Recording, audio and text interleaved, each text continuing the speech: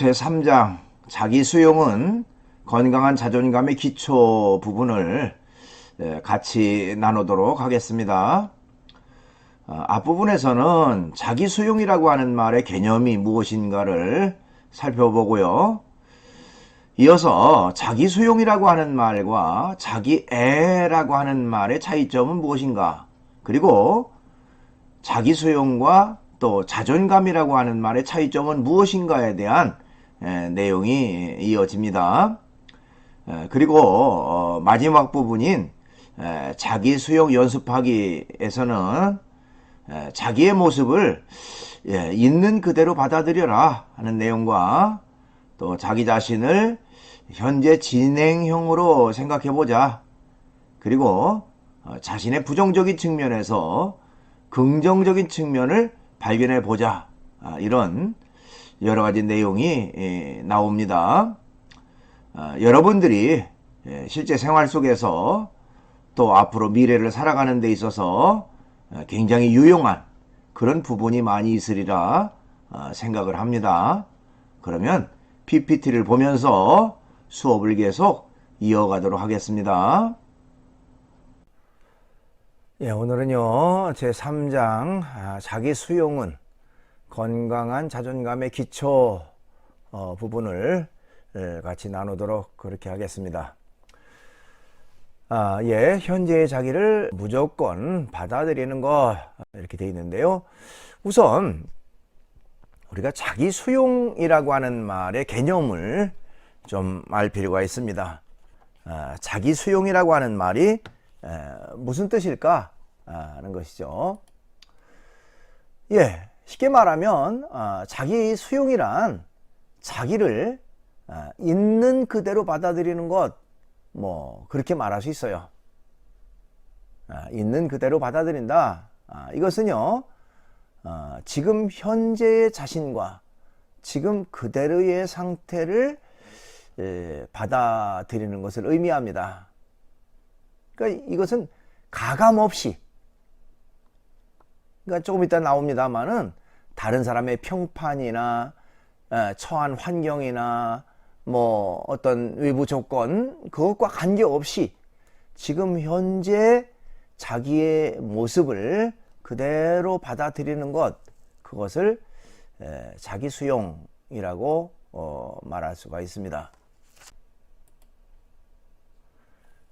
심리학자인 앨리스라고 하는 사람이 있는데요. 이 엘버트 앨리스라는 사람은요, 자기 수용이란 자신이 지적으로 바르고 유용하게 행동하는지와 관계없이, 그리고 다른 사람들이 인정하고 존중하고 사랑하는지와 별개로 자신을 온전히 무조건적으로 수용하는 것, 이렇게 정의를 했습니다. 그러니까 아까도 얘기했지만 외부적인 조건이나 환경이나 다른 사람의 평판이나 이런 것과 관계없이 자기 자신이 자신을 있는 그대로 무조건적으로 받아들이는 것, 수용하는 것, 그것을 자기 수용이라고 정의를 했습니다. 큰 이제 두 번째, 나 하나님의 형상대로 지은 유일무이한 존재, 이렇게 되어 있는데요. 너세니얼 브랜든이라고 하는 사람이 또 있습니다. 미국의 심리학자이고요. 이 사람은 자기 수용의 3단계라고 하는 것을 얘기를 했어요. 우리가 자신을 수용한다라고 할 때 사실 그게 그렇게 그 생각처럼 쉬운 것은 아니죠. 그런 면에서 우리가 이 자기를 수용하기 위한 3단계가 있다는 것을 좀 알 필요가 있는데요. 이 브랜든이 말한 자기 수용의 3단계, 첫 번째 단계는 나를 소중히 여기고 존중하는 단계가 있다 하는 것입니다. 그러니까 자기 자신을 향한 이 긍정 행위가 한 개인이 성장하고 발전하기 위한 바탕이 된다는 것이죠. 그러니까 자기 자신에 대한 긍정적 생각, 또 자신을 소중히 여기고 존중하는 태도, 그것이 어떻게 보면 자기 수용을 위한 가장 기본적인 그런 단계라고 말할 수가 있습니다. 그 다음에 이제 두 번째 단계는 나의 감정을 받아들이는 단계가 있다, 이렇게 말했어요. 예, 긍정적인 것이든 긍정적인 감정이든지 부정적인 그런 감정이든지 있는 그대로 가감없이 받아들이는 것을 말합니다. 그 사람은 자신에게 좋은 그런 감정은 받아들이려고 하고, 좀 부정적이고 나쁜 것들은 좀 버리려고 하고 이렇게 하잖아요.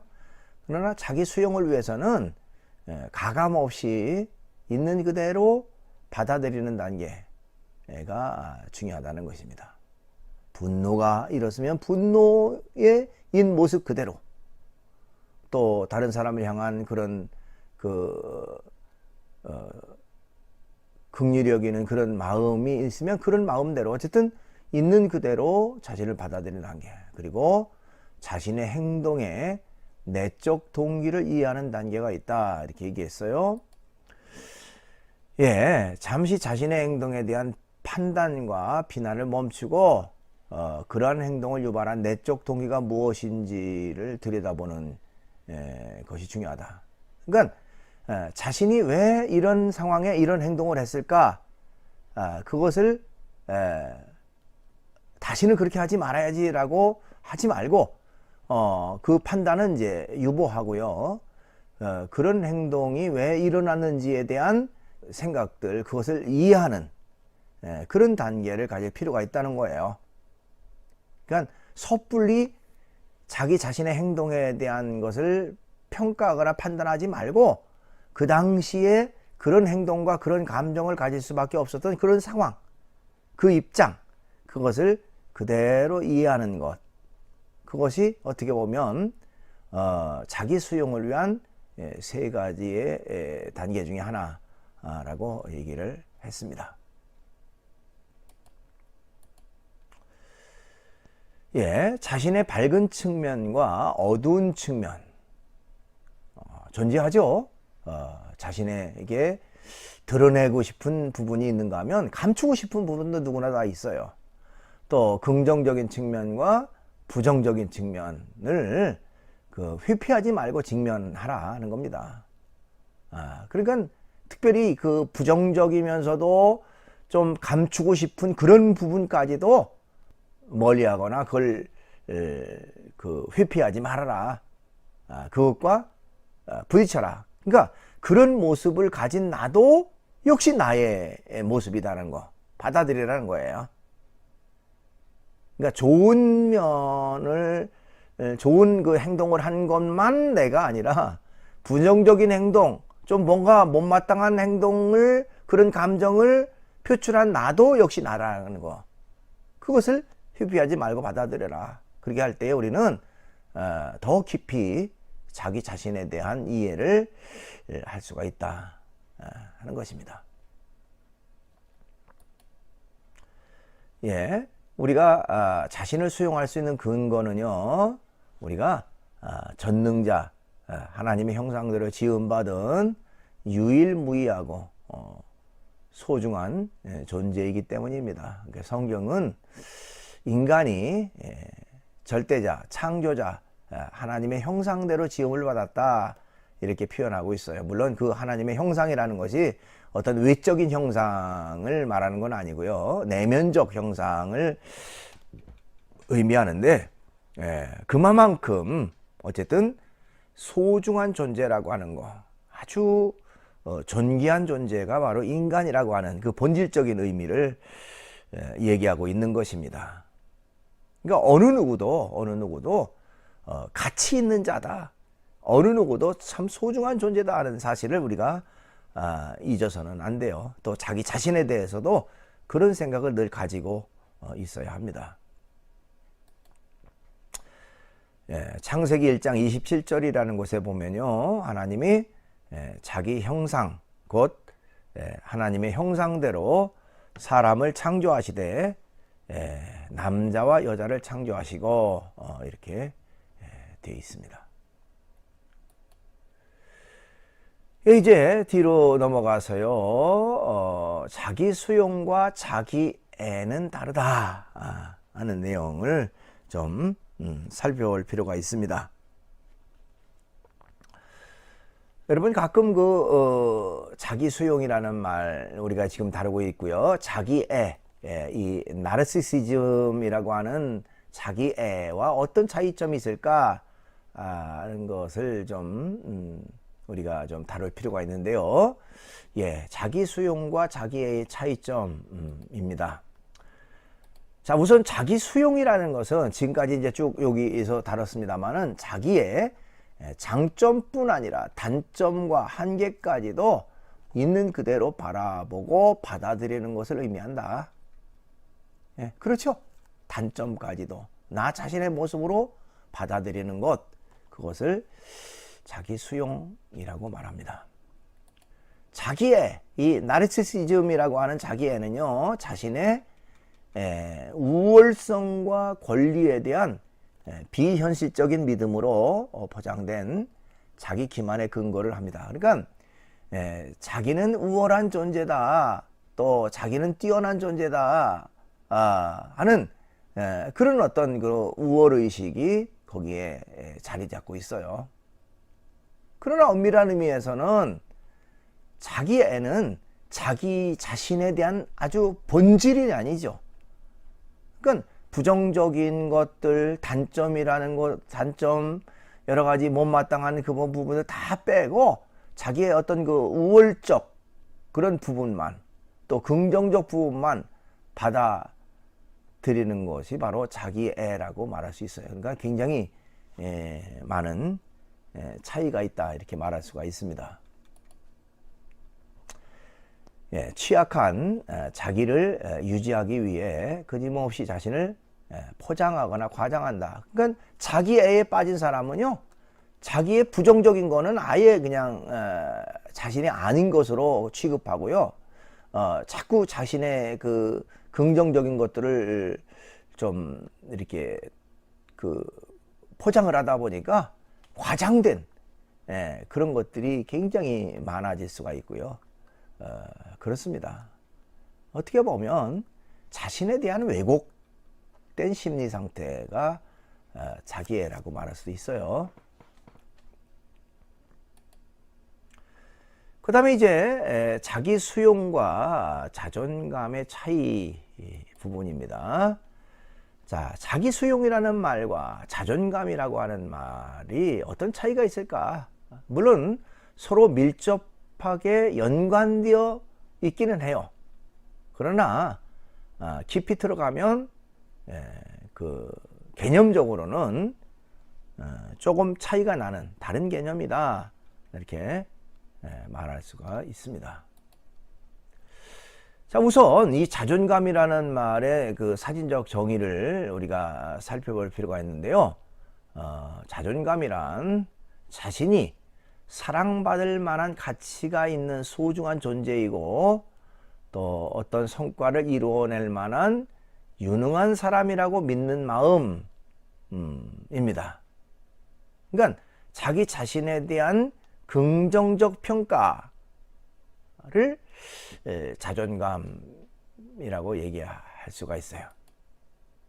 그렇기 때문에 자존감이란 자신이 자신에 대해 가지고 있는 가치에 대한 개인의 판단입니다.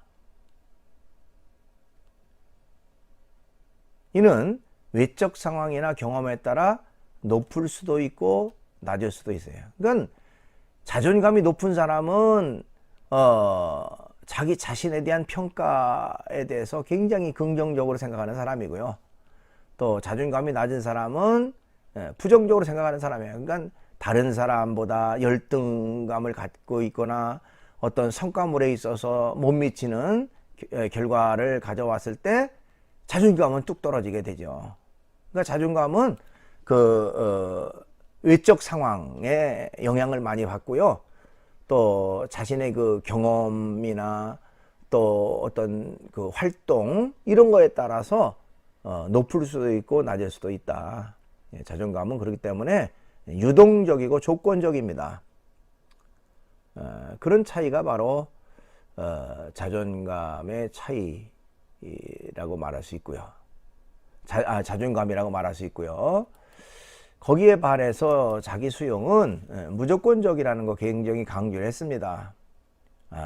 그러니까 다른 사람이 어떤 판단을 하든 어떤 평가를 하든 자기가 자신에 대한 것을 그대로 받아들이는 것을 말한다. 자기 수용. 따라서 자존감보다 자기 수용이 심리적 안정과 적응을 촉진한다. 이렇게 말할 수가 있습니다. 자기 수용 연습하기 부분이 있습니다. 우리가 일상 속에서 자기 수용을 이루기 위해서 어떤 그 훈련 과정이 좀 필요할까 하는 것이죠. 자, 우선은 나의 모습 받아들이기라고 하는 부분이 있습니다. 자신의 몸을 있는 그대로 받아들이는 연습을 한번 해보자 하는 것입니다. 그래서 거울 앞에 서서 자신의 몸을 머리끝부터 발끝까지 한 부분 한 부분씩 천천히 바라본다는 것입니다. 머리부터 시작해서 눈의 모양이라든지 코라든지 귀라든지 입이라든지 이런 그 전체적인 것들을 쭉 세심하게 바라보자는 것이죠. 자, 시선을 돌리고 싶은 충동을 보류하자. 그렇죠? 좀 멋쩍죠? 자기가 자기 자신을 뚫어지게 바라본다는 거 굉장히 어색하고 좀 멋쩍은 그런 부분이 있을 수 있어요. 그렇지만 계속 집중해서 되풀이해 보자 하는 것입니다. 그렇게 하면 자신의 그렇게 하면서 자신의 단점이나 결정까지도 받아들이겠다는 생각을 갖는다는 거예요. 그러니까 평소에는 내가 예를 들어서 눈에 쌍꺼풀이 없어서 굉장히 좀 마음에 안 들어 했는데 왜 이렇게 생겼을까? 다른 사람은 너무너무 멋있는 눈을 가지고 있는데 나는 왜 이럴까?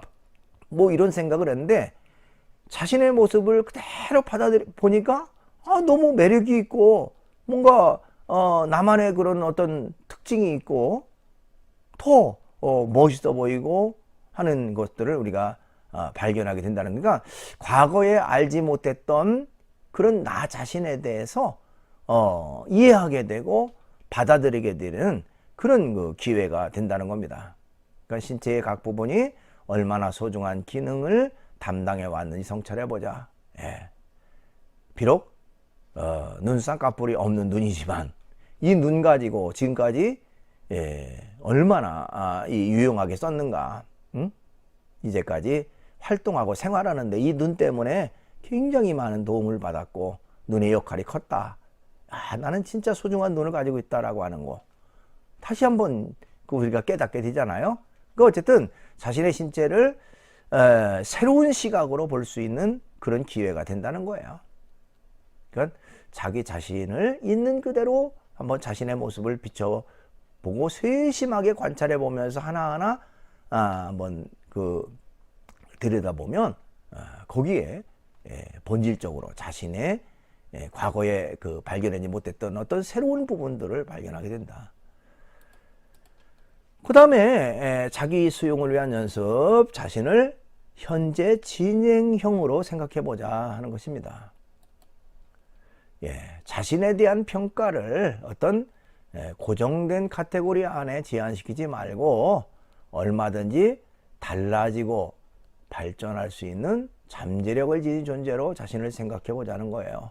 그렇게 할 때에 자신에 대해 너그럽고 수용적이 될 수 있다는 겁니다. 그러니까 나는 지금 현재의 시점에서 이대로 끝나는 게 아니고 완성된 게 아니다. 나는 발전해 가고 있고 그 과정에 있다.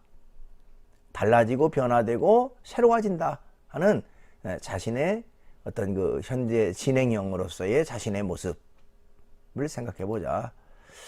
그 다음에 자신의 그 부정적인 측면에서 긍정적인 측면 발견하기 입니다. 그동안 자신이 부정적이라고 판단해온 자신의 성격, 자질, 상황 등도 얼마든지 긍정적 부분이 있음을 인지하고 자신의 모든 것에 대한 긍정적 측면을 재조명해보자. 그러니까 비슷한 맥락이긴 합니다. 어쨌든 이제까지 자기가 가지고 있는 어떤 성격, 자질, 상황 이런 것들이 참 못마땅하고 때로는 다른 사람과의 비교를 통해서 좀 열등의식도 갖고 했는데 거기에서 얼마든지 긍정적인 측면을 발견할 수가 있고 희망적인 부분을 발견할 수 있다는 것이죠. 그렇게 함으로써 자기 자신의 그 새로운 면을 발견하고 그리고 앞으로 더 발전하는 그런 어떤 계기가 되어진다. 그래서 자신의 그 부정적인 측면에서 긍정적 측면을 발견해 보자. 이런 과정을 통해서 우리가 더 자기 자신을 수용하는 그런 어떤 계기로 연결된다. 이렇게 말할 수가 있습니다. 동영상이 하나 준비가 되어 있는데요. 자존감 높이기라고 하는 부분입니다. 여러분들이 이 영상을 통해서 많은 도움이 있기를 바라겠습니다. 저는 자존감이 아주 낮은 사람이었습니다. 열등감, 피해의식에 사로잡혀 항상 화가 난 상태였죠. 늘 주변 사람들 눈치를 받고 누군가 악의 없이 던진 한마디 말도 꼬아듣고는 혼자 상처받곤 했습니다. 이미 나 자신이 마음에 들지 않을 때 있는 그대로의 나 자신을 사랑해야 한다. 긍정적인 생각을 가져야 한다는 말 같은 건 너무 진부했습니다. 이런 저에게 뻔하지 않은 위로를 던진 책이 있습니다. 남인숙 저자의 책 여자의 모든 인생은 자존감에서 시작된다입니다. 그녀가 저에게 말했습니다. 자존감이 낮은 사람들은 나쁜 인내심이 강한 사람이라고요. 나쁜 인내심이라니 이게 무슨 뜻이냐고요? 현재가 못마땅하고 고통스럽지만 내 행동에 대한 책임을 지기가 두려운 나머지 무작정 참는 것을 말합니다. 식당에서 음식이 잘못 나오거나 새로 산 옷에 문제가 있거나 하는 등 일상에서 흔히 겪는 사소한 갈등 상황에서도 자존감이 낮은 사람들은 그냥 넘어가려고 합니다. 상황이 마음에 들지 않아도 괜히 나 때문에 상황이 복잡해지느니 그냥 나만 참고 넘어가면 끝이라고 생각하는 것이죠. 문제는 이런 마음이 인생을 바라볼 때도 이어진다는 것입니다. 하지만 직장 생활에서든 친구 관계든 아무 말하지 않고 그냥 넘기다 보면 문제는 해결되는 것이 아니라 더 악화되는 경우가 많습니다.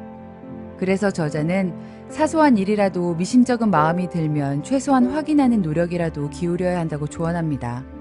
궁금한 일이 있으면 묻고 신뢰가 되지 않는 선에서 정중하게 부탁하고 피곤한 일 만들지 말자고 참는 게 아니라 자신이 가진 권리는 당당하게 요구하자는 것이죠.